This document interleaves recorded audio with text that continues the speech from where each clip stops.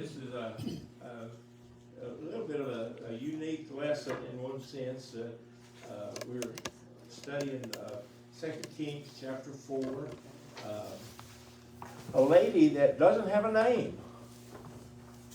She is, it's just like we say, the lady from West Jefferson. And that's all we know about her. She's a lady from Shunem. That's all we know about this lady. And so,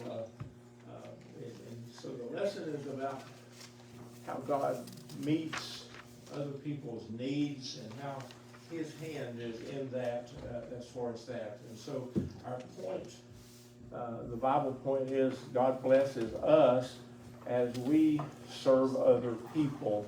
I guess I start the question again. Have you ever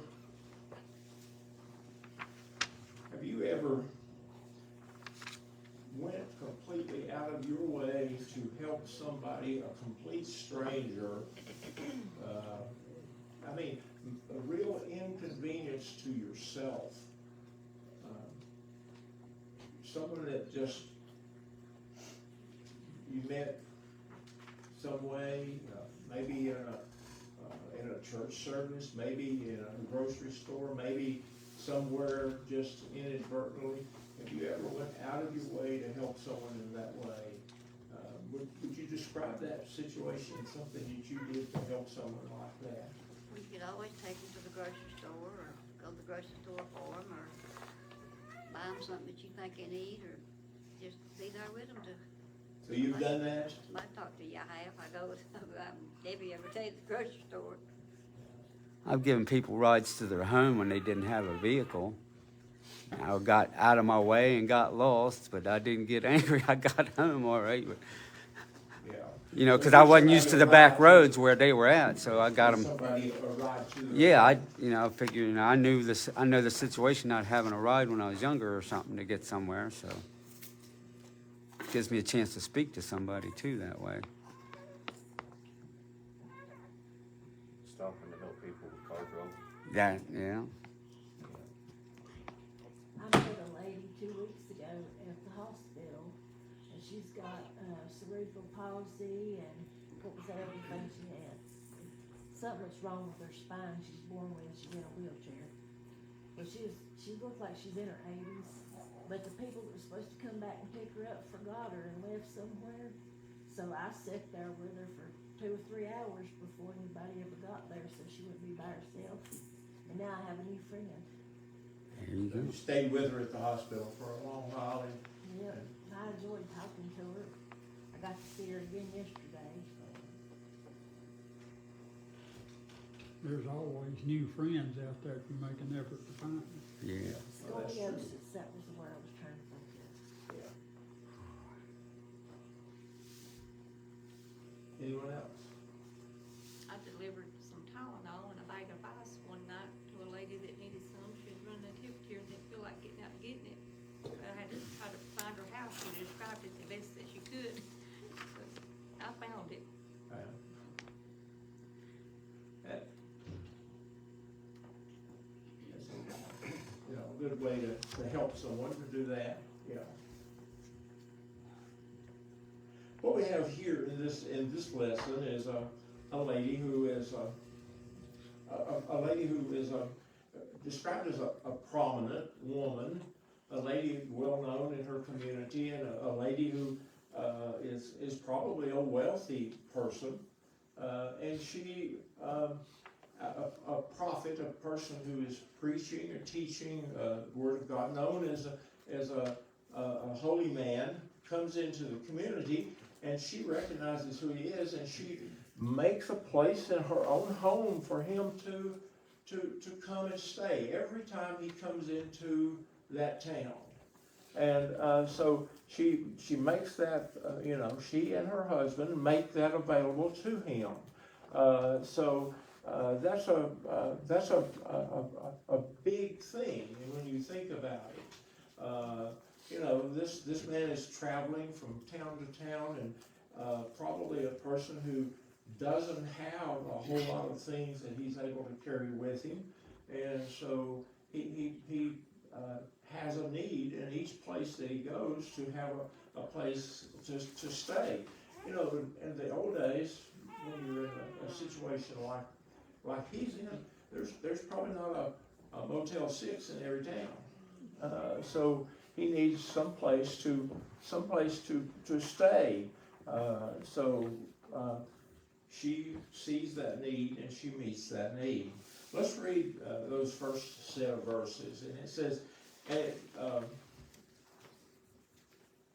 and it fell on a day that Elisha passed to Shunem, where there was a great woman, and she constrained him to eat bread, and so it was that as oft as she passed by, he turned in thither to eat bread. And she said unto her husband, Behold, now I perceive that this is a holy man of God, which passeth by us continually. Let us make a little chamber, I pray thee, on the wall, and let us set for him there a bed, and a table, and a stool, and a candlestick. And it shall be, when he cometh to us, that he shall turn in thither. So what happens is that she's described as a great woman. They're described as prominent or a great woman. She's celebrated by her friends. She's well known in the community. This probably means she was a woman with some means, or at least wealthy as far as that place is concerned, well known as far as that place is concerned, and she has the means so that this traveling preacher can stop in and eat there, and apparently he has before. Which was there was a great woman, and she constrained him to eat bread. So, and it was that oft as he passed by. So he's done this before. He's stopped there before, and so he stops by, and he turned in there. Now to eat bread, he stops and he eats meal. When he says bread, it's saying he stops to eat a meal there, and she's talking to her husband, and she says, as this man is a holy man of God, and he comes by here on a regular basis, let's make him a room upstairs against the wall, and we'll put a bed there, a table, a place for him to sit, and a light. And when he comes by every time, he's got a place to stay. They're in that little place for him to stay.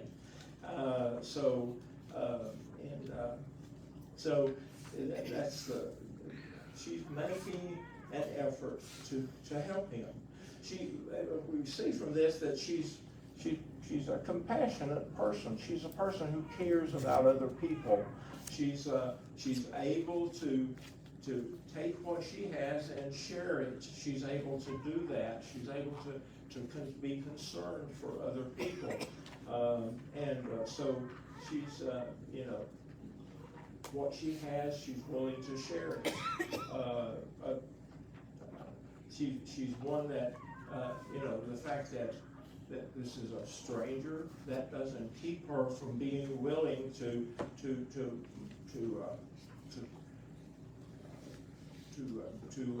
help someone that is not somebody that she knows. That's one of the things that sometimes I think happens if we don't know somebody. And that's the reason I was saying a minute ago, when was the last time we ran across somebody that might not be somebody we knew, not a stranger perhaps, or somebody we just met in a grocery store, and then we offered them help.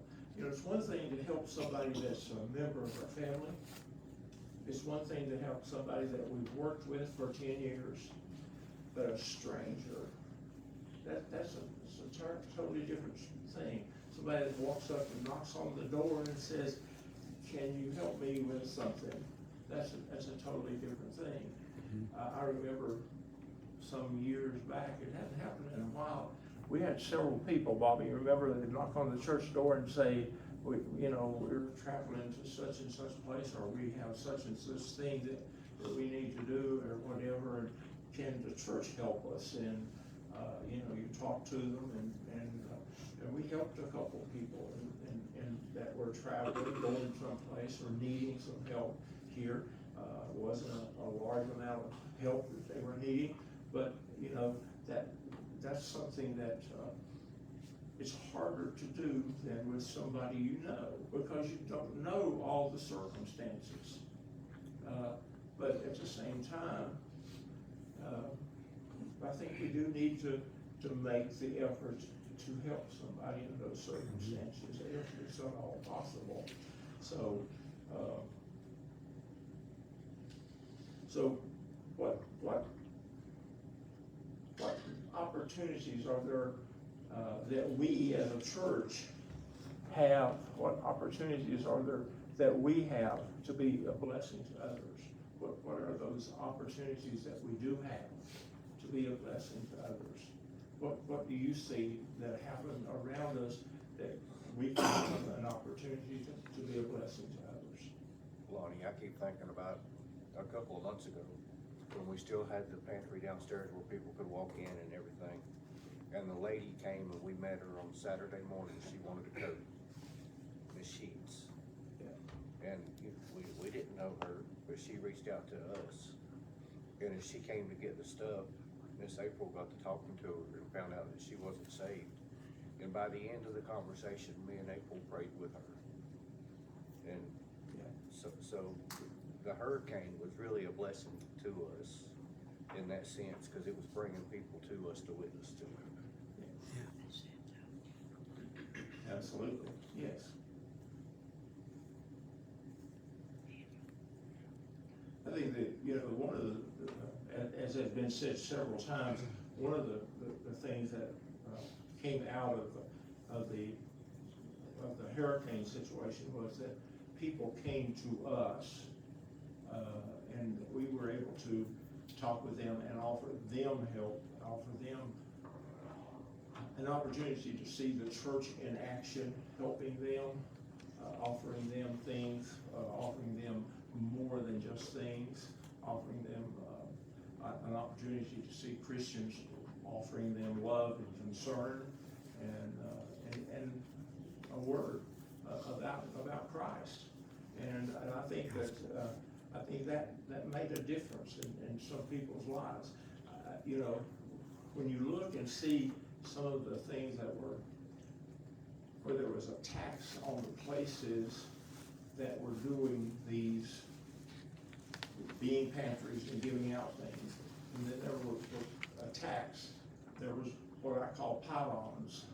People piled on, and the pile-ons were, well, that's the way Christians are. That's the way churches are. They don't like people. They don't want to help people. They're just little closed off groups of people that don't care about people. And that's the way they are. And so it was an opportunity to attack the churches and to say that we don't help people. But I think with what happened with Helene, we got an opportunity to show that that's not true, that that's not the case. And I think that we wound up blessing a tremendous number of people. Just like this lady, I think that when Elisha walked out of town several times, he would walk into town and he would go up to that little room and he would stay there overnight. And when that happened, and as it happened, that people would look at this lady and they say, well, she is a great lady. Not because she had money, not because she fed him, not because of anything else, but because she was being good to him, because she was showing Christian love, because she was showing compassion to him. Yeah. And I think that's why they would say, and she was a great lady.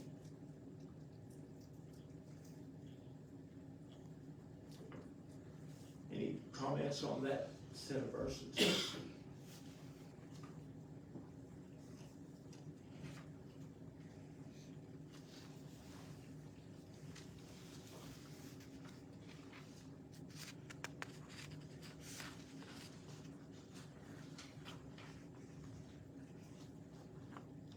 There's a question here, number 3 at the bottom of the page. It says, what steps can we take to actively meet the needs of others?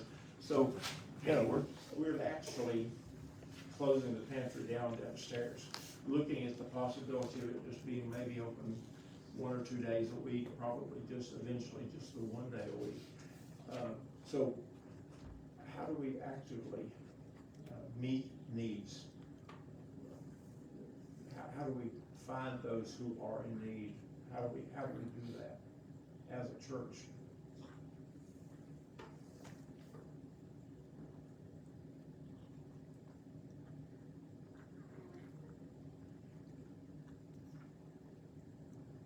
At my son's work, we set up like a little box and have like a little notepad beside it and a pencil.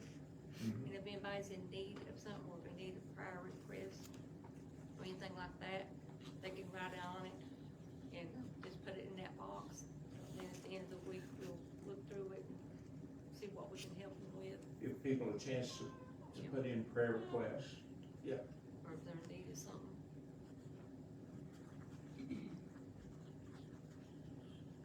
We can pray that God will open our eyes and our ears to needs along the way.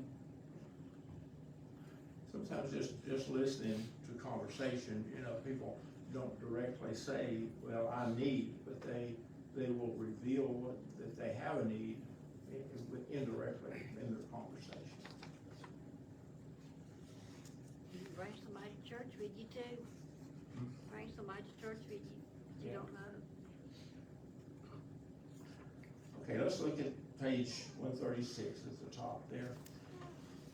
Okay, so we see Elisha, who is, it says that he's coming to visit again. And it fell on a day, Elisha, that he came thither, and he turned into the chamber and lay there. So he's in his room, and he said to Gehazi, his servant, call this Shunammite. And the servant is to go talk to the lady and to tell her to come and see Elisha. And when he had called her, she stood before him. And he said to him, he's talking to Gehazi, say now unto her, behold, thou hast been careful for us with this care. What is to be done for thee? So Elisha is asking this lady, tell her, you've been taking care of us. You've been really good for us, taking care of us. You've been careful for us. You've been able to be good to us and taking care of us. What can we do back for you? Wouldst thou be spoken to the king or to the captain of the host? In other words, can we go talk to the king for you or to the head of the army? And she answered, I dwell among mine own people. In other words, I don't need anything. I'm just right here. I don't need anything from the king. I don't need anything from the head of the army. And he said, what then is to be done for her? And Gehazi answered, verily, she hath no child, and her husband is old. And he said, call her. And when he had called her, she stood at the door. And he said, about this season, according to the time of life, thou shalt embrace a son. And she said, nay, my lord, thou man of God, do not lie unto thy handmaid. And the woman conceived and bare a son at the season that Elisha had said unto her, according to the time of life. So what we see here is a story where now poor old Gehazi is running up and down the stairs. He's sending Gehazi to talk to this woman and giving him the message, and tell her that she's been good to us. Tell her we want to help her, to do something for her, and we'll go talk to the king for her. We'll go talk to the head of the army for her. We'll do a favor for her. And she says, I'm satisfied right here where I'm at. I don't need anything. I'm happy right here. And then he says, he asks the servant, so you know her better than I do. What can be done for her? And so Gehazi, knowing her, says, well, her husband's old, and she doesn't have any children. She would like to have a child.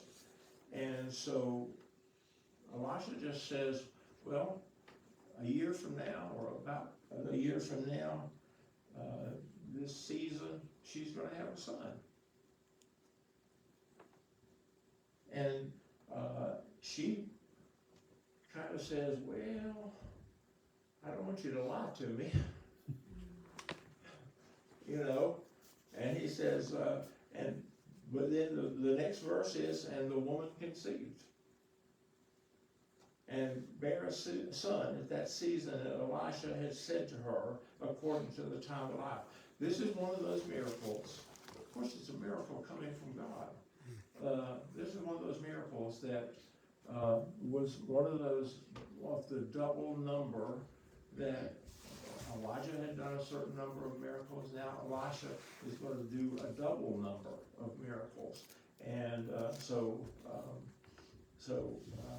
you know, there are those who say that when it says great, when it talks about her husband's old, so is she old too, and took maybe past childbirth age. That we see that a lot in the Bible, and so, but now here she's going to have a child. So is that you know, but we don't know. We don't know that she's past childbearing age. We don't see that said in this, but at any rate, it's possible that she's fairly close to that. At any rate, she has no child, and Elisha says to her, a year from now, you're going to have a child.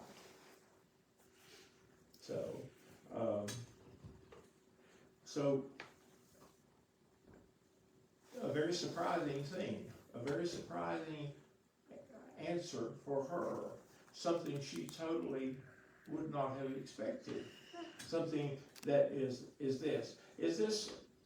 You think this is Elisha looking into her heart and asking God to give her something that would have been, you know, something totally unexpected for her, but something he knows that she really, really is probably the real desires of her heart, that she really wanted to ask for something that she really wanted, this would be what she would ask for. But there's a question that says, when have you seen someone blessed in a very surprising way? And certainly this woman was, wasn't she?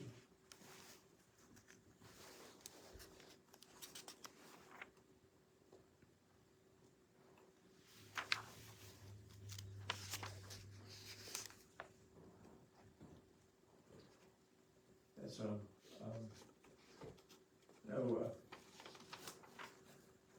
April and I, Brian was born in 1973, and we moved down here that July after he was born, and then we lived here until I guess 1980, and then not in 1980 we decided to buy the little place where we live now, and so we moved down there in June, and moved there, and we had just gotten moved in, and got a little garden spot moved, and plowed and planting, and getting that planted, and April stopped me one day and said, by the way, we're going to have another child 7 years later.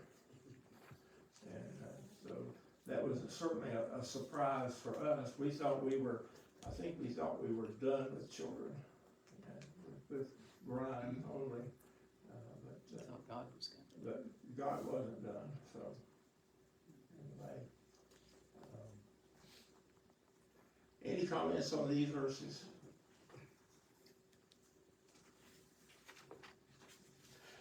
What was this woman's reaction?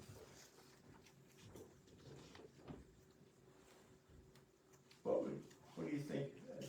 You know, she says, don't lie to me. She didn't believe him, did she? The lesson says it was inconceivable. I thought that was kind of ironic. It said inconceivable. Inconceivable. Turns out she was conceivable.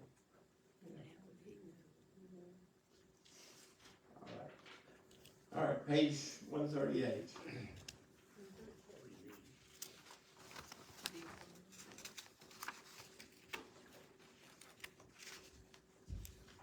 Um,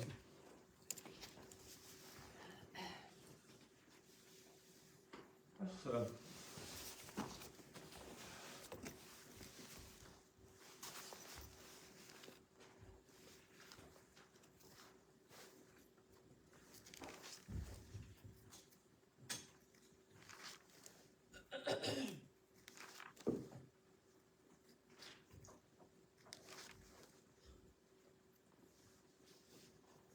okay, 2 Kings,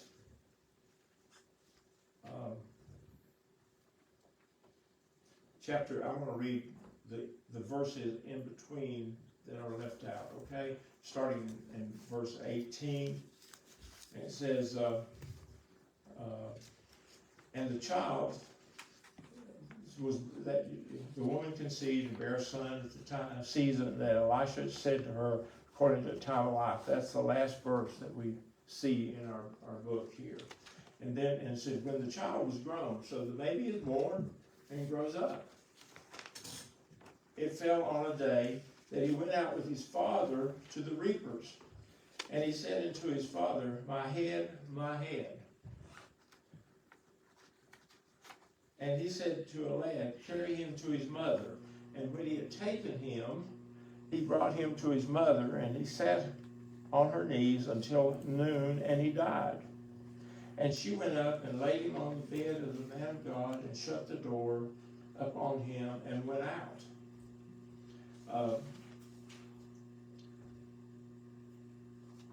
And she called unto her husband and said, send me, I pray thee, one of the young men and one of the asses, that I may run to the man of God and come again. And he said, wherefore wilt thou go to him today? It is neither new moon nor Sabbath. And she said, it shall be well. Then she saddled an ass and said to her servant, drive and go forward, slack not thy riding for me, except I bid thee. So she went and came into the man of God at Mount Carmel. And it came to pass, when the man of God saw her far off, that he said to Gehazi his servant, behold, yonder is that Shunammite. Run now, I pray thee, to meet her, and say to her, is it well with thee? Is it well with thy husband? Is it well with the child? And she answered, it is well. And when she came to the man of God up to the hill, she caught him by the feet, but Gehazi came near to thrust her away. And the man of God said, let her alone, for her soul is vexed within her, and the Lord hath hid it from me, and hath not told me. Then she said, did I desire a son of my Lord? Did I not say, do not deceive me? Then he said to Gehazi, gird up thy loins, and take my staff in thy hand, and go thy way. If thou meet any man, salute him not. Any salute thee, answer not him not again, and lay my staff upon the face of the child. And the mother of the child said, as the Lord liveth, as the soul liveth, I will not leave thee. And he arose and followed her. And Gehazi passed on before them, and laid the staff upon the face of the child, but there was neither voice nor hearing. Therefore he went again to meet him, and told him, saying, the child has not awakened. So the verses in between what we just finished reading and looking at, and the verses that we're getting ready to read in the book, tell us that the child died of what apparently was a sunstroke. He was out working he grew up. He was a full-grown young man. And he was out working with his father, reaping whatever crop they had. And he apparently had he said, my head, and he died. And he went, and his mother held him in her arms until he died. She picked him up and carried him, and she laid him in Elisha's bed. And then she goes and gets a servant to get an animal ready for her to ride, and she goes to Elisha. And she asked Elisha, to come back. Well, what Elisha does is just give his staff to Gehazi, his servant, and say, go lay that staff on the boy. And then we'll be following along. And so when they get there, Gehazi meets them and says, I did what you told me. I put the staff on him, but the boy's still laying there dead. So now, what happens when she gets there? Elisha says, how are you? How is it with you? How is it with your husband? How is it with your son? And she says, it is well.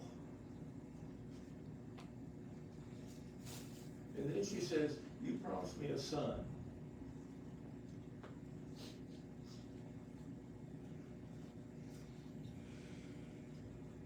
Now let's read the verses, the last verses. And when Elisha was coming into the house, behold, the child was dead and laid upon his bed being Elisha's bed. And he went in therefore and shut the door upon them twain and prayed unto the Lord.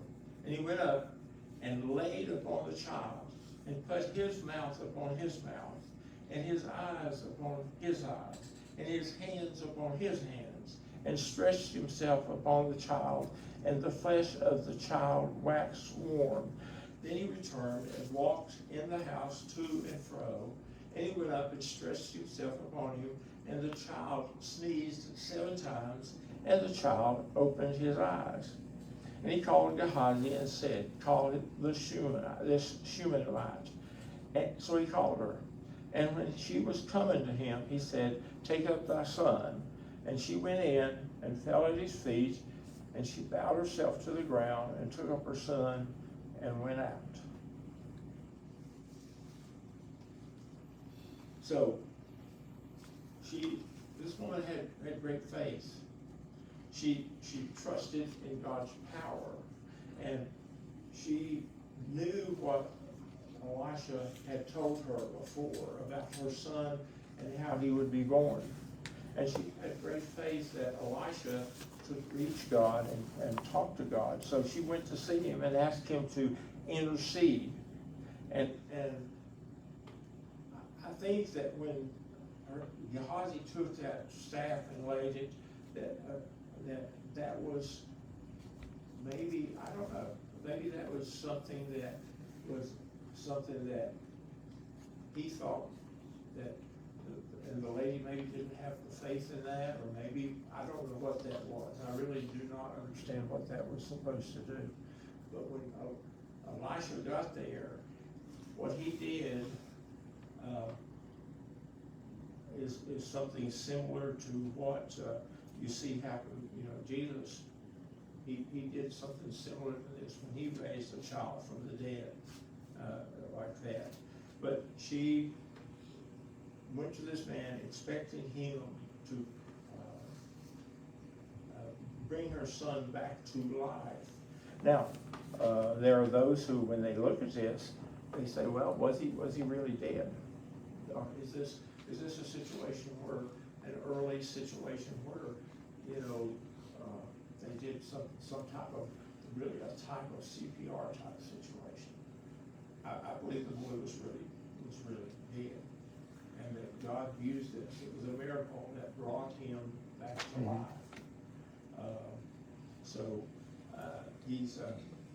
Elisha is really, it says, is consistently called a man of God. He's a man. Being a man of God did not mean that he had powers that were him great, like he could not himself bring this child back to life. It was God that did this. It was God that did this. So faith in God did this to bring this child back to life. So this is a great miracle.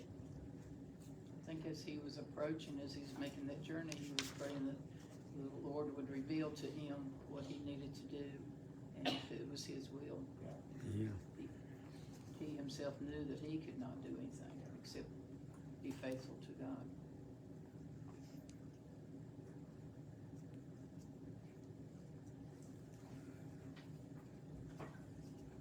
She, she, verse 37, then she went in and fell at his feet, bowed herself to the ground. That's a thank you in that culture. That's what that was. Anytime you see that in the culture of that day, that's thank you. That's what that is. And so she's expressing gratitude and expressing her thankful and reverence to God. That's what that is. So,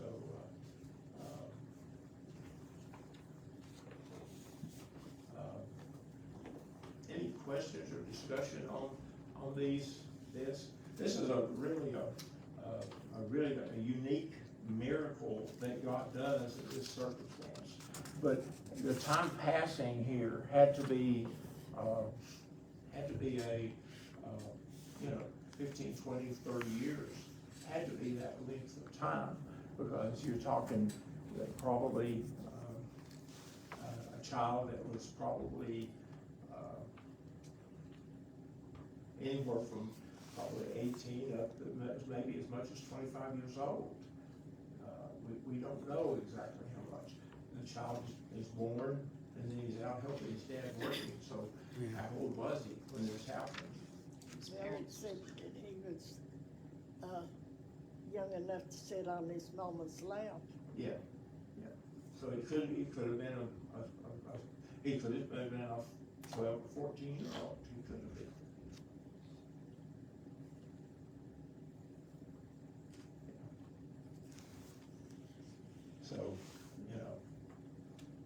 So,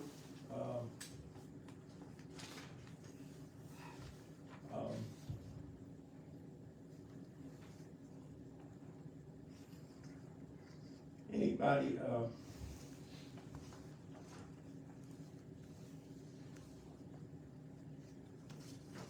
In the book, it says some time had elapsed, and the boy had grown enough to walk to the fields where his father worked, yet still small enough to sit on his mother's lap. So that kind of gives you a general.